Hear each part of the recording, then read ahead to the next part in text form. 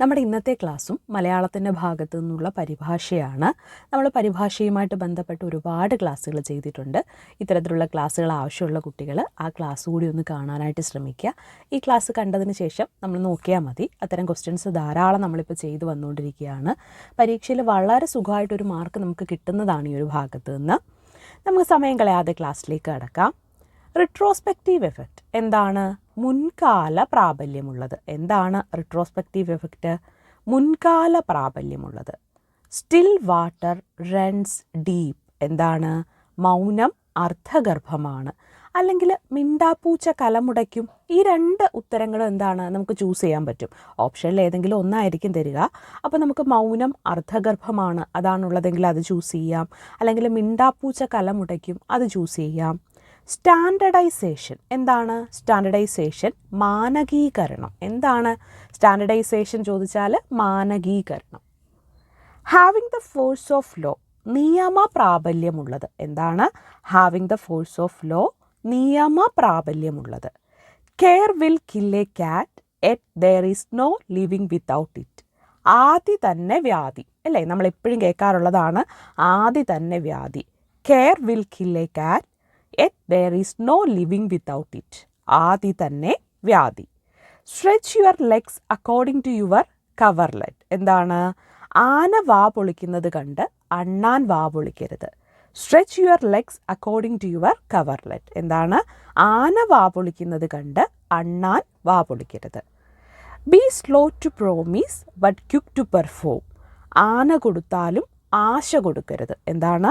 B slow to promise but quick to perform. എന്താണ്? ആന കൊടുത്താലും ആശ കൊടുക്കരുത്. Great ships require deep water. ആഴമുള്ള കുഴിക്ക് നീളമുള്ള വടി. എന്താണ്? Great ships require deep water. ആഴമുള്ള കുഴിക്ക് നീളമുള്ള വടി. റിവോക്കേഷൻ ഡീഡ് എന്താണ്?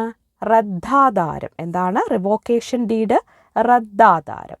നമ്മൾ ഈ പരിഭാഷയുടെ ഭാഗത്ത് നിന്ന് എപ്പോഴും ശ്രദ്ധിക്കുമ്പോൾ എന്താണ്? ചോദ്യമായി തരുന്ന ആ ഒരു സ്റ്റേറ്റ്മെൻറ്റിന് ഒരു മീനിങ് എന്താണ്?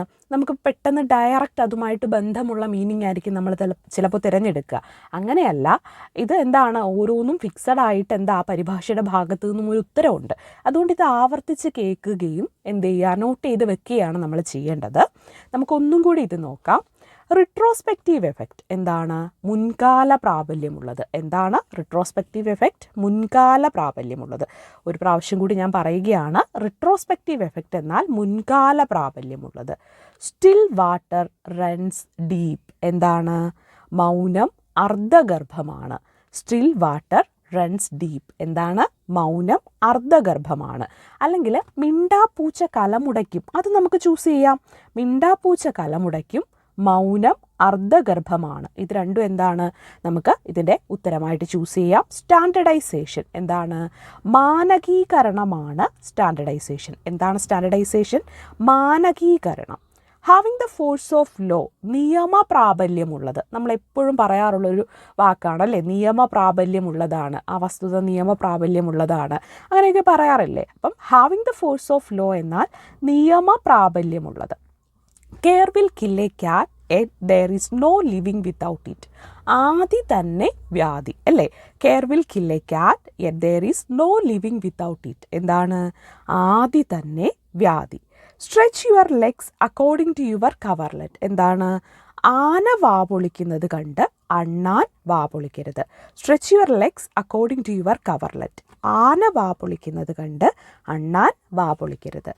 Be slow to promise but quick to perform. എന്താണ്? ആന കൊടുത്താലും ആശ കൊടുക്കരുത്. എന്താണ്? Be slow to promise but quick to perform. ആന കൊടുത്താലും ആശ കൊടുക്കരുത്. Great ships require deep water. ആഴമുള്ള കുഴിക്ക് നീളമുള്ള വടി. എന്താണ്?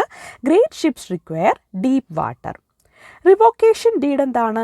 റദ്ദാധാരം. റിവോക്കേഷൻ ഡീഡ് എന്താണ്? റദ്ദാധാരം. ഇപ്പോൾ പരീക്ഷയിൽ നമ്മൾ കുറച്ച് ക്വസ്റ്റ്യൻ പേപ്പറുകളൊക്കെ എടുത്ത് റീസെൻ്റ്ലി കുറച്ച് നാളായിട്ട് കഴിഞ്ഞ പരീക്ഷകളുടെ ക്വസ്റ്റ്യൻ പേപ്പറുകളൊക്കെ എടുത്ത് നോക്കുമ്പോൾ ഇത്തരത്തിൽ എന്താണ്? റിവോക്കേഷൻ ഡീഡ് പോലെ റദ്ദാധാരം അങ്ങനെയുള്ള എന്താണ് മീനിങ്, അതിൻ്റെ പരിഭാഷ ചോദിക്കുന്നത് കൂടുതലായിട്ട് നമുക്ക് കാണാൻ കഴിയുന്നുണ്ട്. അത് നമ്മുടെ മുൻ ക്ലാസ്സുകളിൽ നമ്മൾ ധാരാളമായിട്ട് കൊടുത്തിട്ടുണ്ട്. അതും കൂടി ഒന്ന് കാണാനായിട്ട് ശ്രമിക്കുക.